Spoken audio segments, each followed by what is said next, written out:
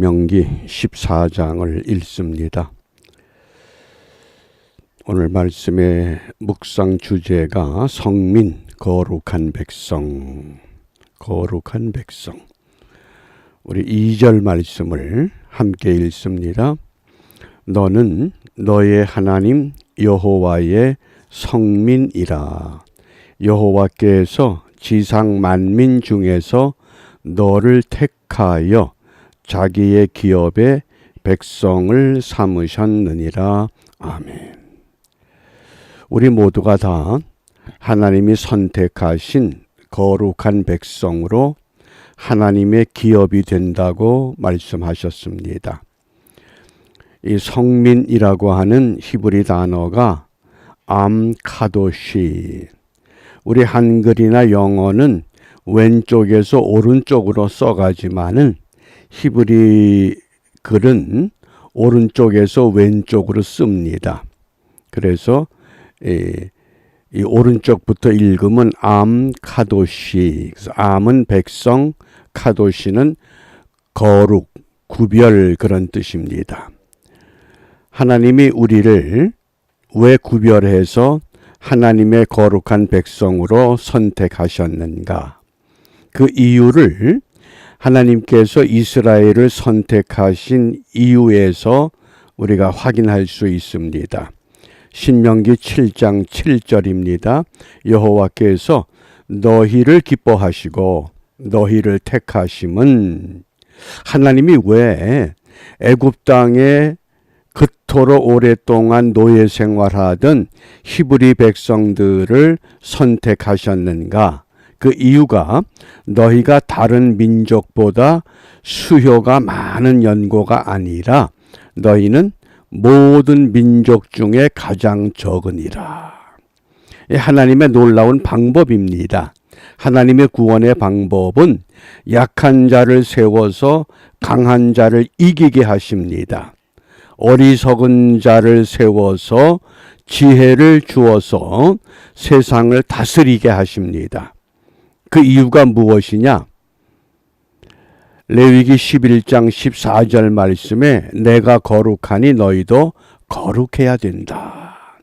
거룩한 삶을 위해서 하나님이 이스라엘을 선택하신 것처럼 오늘도 우리가 허물과 죄가 많은 하나님이 나를 선택해서 하나님의 거룩한 백성으로 세워주셨다고 하는 은혜를 우리가 잊지 말아야 됩니다. 내가 거룩하니 너희도 거룩하라. 그러므로 거룩한 백성들이 살아가는 그 땅을 하나님은 구별하기를 원하십니다. 이스라엘 백성들이 애굽의 고센 땅에 머물고 있었습니다. 그런데 그 애굽 전역에 재앙이 임할 때마다 고센 땅에는 재앙이 임하지 않도록 구별해 주셨다. 이렇게 은혜를 약속해 주셨습니다. 바꿔 말하면 우리가 얼마나 험한 일이 많고 우리가 예측하지 못하는 위험한 일, 사건, 사고, 그런 일들이 많습니까? 우리가 그런 땅에 머물고 있습니다. 그럼에도 불구하고 하나님은 하나님의 백성들을 선택하셨기 때문에 그 땅에서 우리를 구별해 주신다고 하는 그 확실한 약속을 믿고, 오늘 그러면 하나님은 무엇을 우리에게 원하시는가? 신명기 14장에서 하나님의 백성들이 세 가지 삶을 살아야 된다고 말씀합니다. 그 첫 번째가 1절입니다. 너희는 너희 하나님 여호와의 자녀니 죽은 자를 위하여 자기 몸을 베지 말며 눈썹 사이 이마 위에 털을 밀지 말라. 이 죽은 자를 위해서, 이 이방 사람들은 죽은 자를 애도하기 위해서 자기 몸에 상처를 내고 또 눈썹 이마 그 사이에 털을 미는 그런 풍속을 행해오고 있었습니다. 그러니까 너희들은 하나님의 거룩한 백성의 몸이다. 그 가나안 땅에 들어가서 그 가나안 족속들이 행하는 이방 풍속을 따르지 말아야 된다. 무슨 말씀입니까? 너희들은 너희 몸이 하나님의 거룩한 성전이기 때문에 몸을 함부로 세속적인 방법으로 다스리지 말아야 한다. 그래서 우리의 몸을 관리하는 삶을 살아야 된다고 말씀하신 겁니다. 몸을 관리해라. 우리가 하나님이 우리에게 주신 이 육체, 우리가 일생 동안 정말 흠없이 관리하고 또 잘 지켜가는 그런 지혜와 믿음이 필요한 줄 압니다. 그러나 이방 사람들은 그렇지 않습니다. 그 열왕기상 18장이 갈멜산에서 선지자 엘리야와 아세라와 바알 선지자들이 단을 쌓고 어느 신이 참된 신인가? 그러면서 그 우상을 숭배하는 선지자들이 나무에 단을 쌓고 그 위에 제물을 올려놓습니다. 그리고는 위에서부터 불이 내려와서 그 제물을 살라게 하는 그 신이 참된 신이다. 그러니까 이방의 선지자들은 큰 소리로 그들의 신을 부릅니다. 하루 종일 불러도 아무 반응이 없자 이제는 그들이 칼을 가지고 그들의 몸에 상처를 냅니다. 왜? 피를 내면서까지 그들의 신을 찾습니다. 그러자 엘리야가 그들을 조롱합니다. 너희들의 신이 낮잠을 주무시는 모양이구나. 더 큰 소리로 불러봐라. 아무 반응이 없습니다. 그때 엘리야가 두 손을 들고 하나님을 향해서 외칩니다. 그때 정말 하늘에서 불이 내려와서 엘리야가 쌓았던 그 단의 잼을 완전히 소멸시켜 버렸습니다. 그 차이가 뭡니까? 하나님의 선지자는 몸을 상할 이유가 없습니다. 그러나 거짓 선지자, 우상을 숭배하는 선지자들은 자기 몸을 해쳐가면서까지 상처를 내면서 피를 내면서 그들의 신을 찾는 겁니다. 더군다나 그 가나안 땅에는 어떤 이상한 풍속이 있었느냐? 자녀를 몰렉에게 바치는, 이 몰렉은 자식을 그 몰렉 신에게 바쳐서 불에 태워버리는 겁니다. 신명기 12장 31절에도 그 자녀를 불살라 그 신들에게 드렸다. 몸을 관리해야 하는 책임이 오늘 우리에게 있습니다.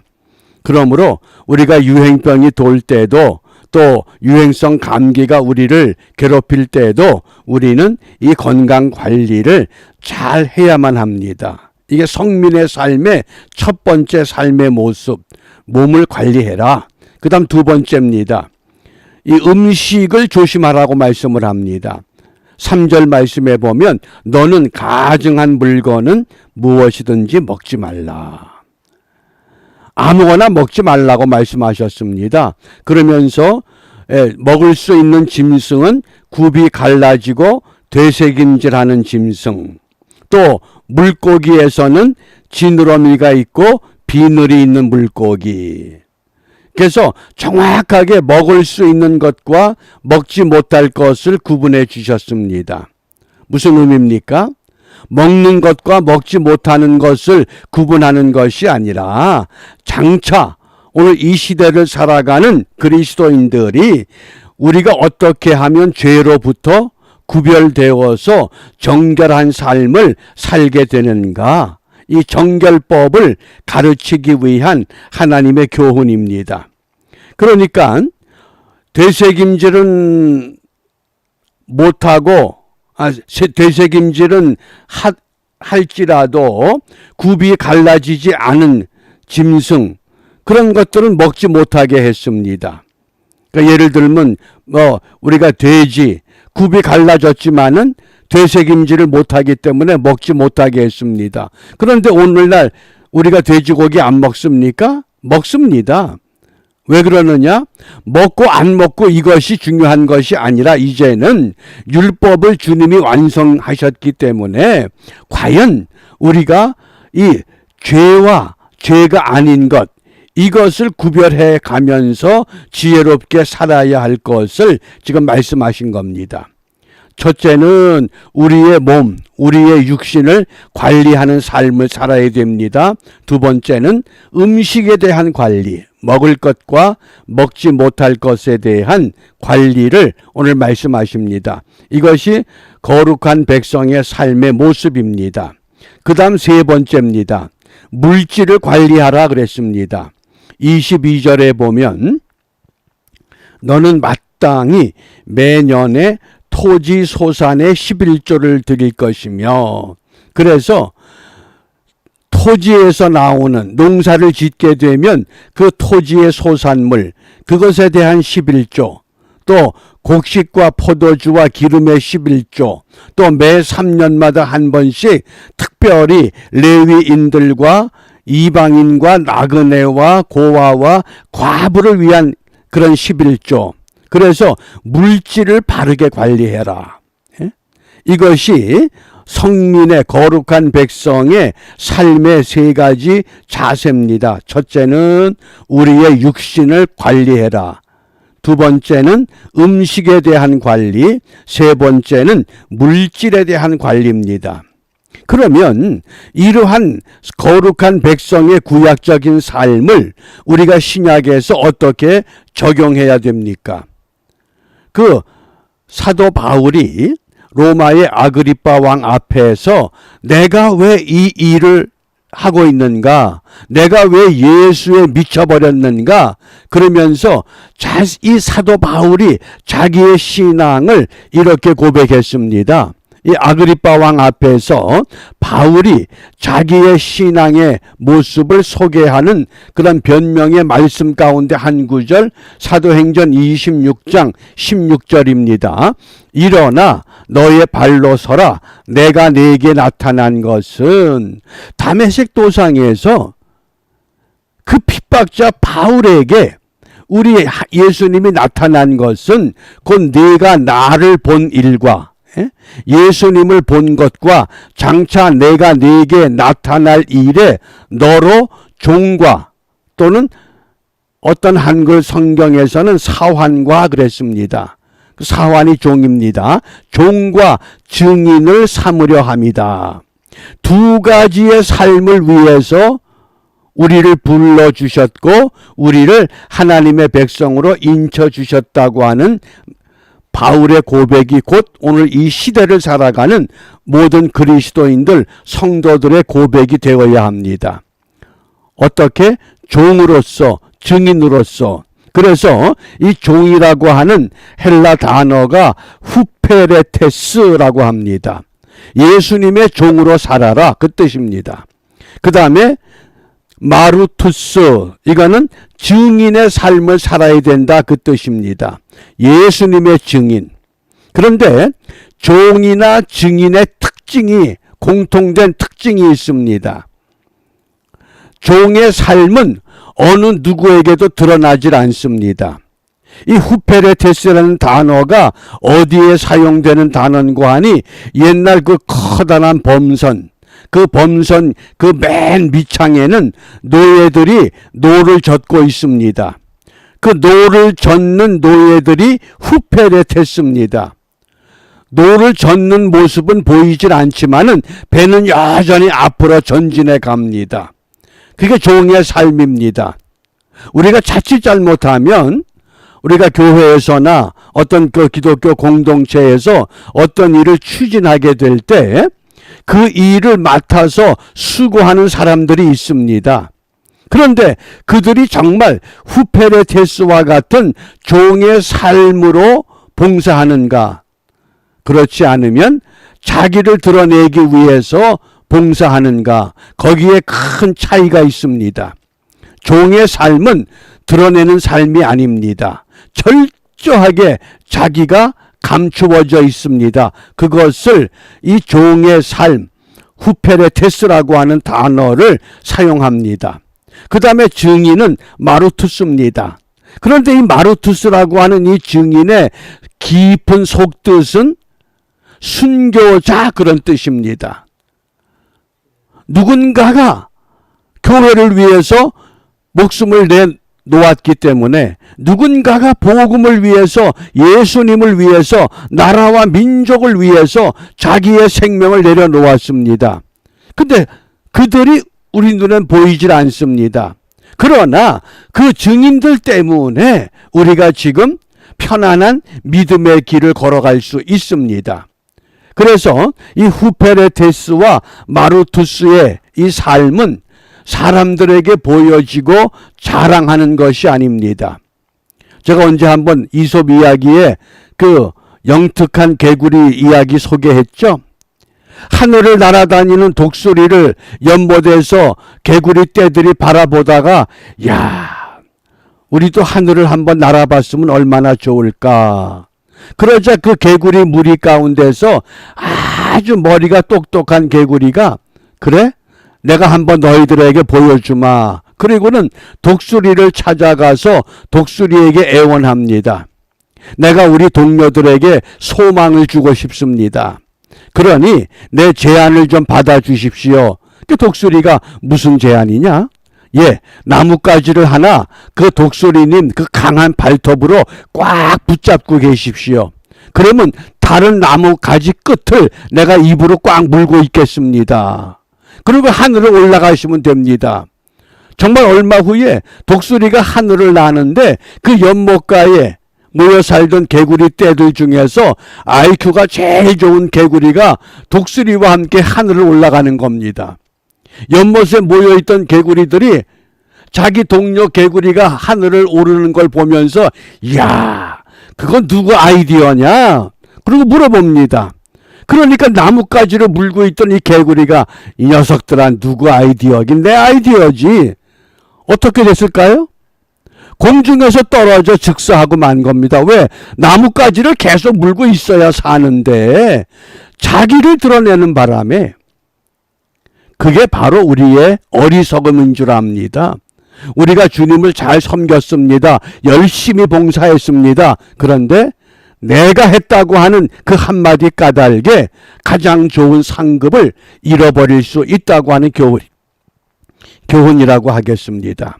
그러므로 오늘 이 구약의 하나님의 백성들을 통해서 어떻게 성민의 삶을 이루어 가라고 말씀하셨습니까? 몸을 관리해라, 음식을 관리해라, 재물을 관리해라. 이것이 오늘 신약에 와서 바울을 통해서 우리에게 어떻게 말씀하셨습니까? 너희들은 종의 삶을 살아야 된다. 증인의 삶을 살아야 된다. 종의 삶은 후페레테스, 증인의 삶은 마르투스. 그래서 우리가 주님을 위해서 무엇을 했든 간에 다른 사람이 하지 못할 일을 내가 했든지 감당했다 할지라도 이것은 자랑할 것이 없습니다. 왜? 내가 한 것이 아니라 주님이 나에게 힘을 주셨고 은혜를 주셨고 건강을 주셨고 재능을 주셨고 물질을 주셨고 시간을 주셨기 때문에 기회를 주셨기 때문에 내가 할 수 있었던 것뿐입니다. 그러므로 우리가 오늘 무엇을 기도하느냐? 우리가 고린도전서 4장 1절과 2절에 사람이 마땅히 우리를 그리스도의 일꾼이요. 이때 일꾼이 후페레테스입니다. 그 일꾼은 사환이며 종입니다. 그리스도의 종으로 그리스도의 사환입니다. 그리고 하나님의 비밀을 맡았습니다. 어떤 비밀입니까? 내가 한 것이 아니라 하나님이 나에게 할 수 있는 은혜를 주셨다고 하는 것을 깨닫는 겁니다. 그리고 맡은 자들에게 구할 것은 충성이라고 말씀합니다. 그러므로 우리가 오늘 이 한날 복음의 증인으로 살아가기 위해서 기도하시기 바랍니다. 어떤 증인입니까? 예수님의 종이 되는 후페레테스, 예수님의 증인이 되는 마루투스. 그래서 이러한 삶을 위해 오늘도 우리가 즐거이 헌신하고 모든 백성들, 성도들의 이러한 헌신을 통해서 이 땅에 다시 한번 하나님의 소망의 그 은혜가 채워지는 은총의 하루가 되시기를 주님의 이름으로 부탁하며 축복합니다. 기도하겠습니다. 은혜가 풍성하신 하나님 감사합니다. 지난 밤도 저희들 은혜 가운데 단잠 이루게 하시고 새날을 맞이하여 건강한 모습으로 함께 모여 주님의 성호를 찬송하며 거룩한 백성의 삶을 어떻게 감당해야 하는가를 우리에게 일러주셨습니다. 이 말씀을 우리 마음판에 새기고 오늘도 모든 성도들이 도처에 흩어져서 복음의 증인의 건강한 삶을 바르게 경주하는 일에 저희들의 영과 혼과 육을 새롭게 하시고 강건케 하여 주시옵소서. 상한 육체, 상한 몸, 상한 마음, 상한 영혼까지라도 새롭고 건강하게 회복시켜 주심으로 우리 모두가 이 땅에 소금과 빛의 사명 바르게 감당함으로 하나님께는 영광이 되게 하시고 우리 자신들에게는 주님을 섬기는 기쁨만 누리게 하여 주시옵소서. 예수님 이름으로 기도합니다. 아멘.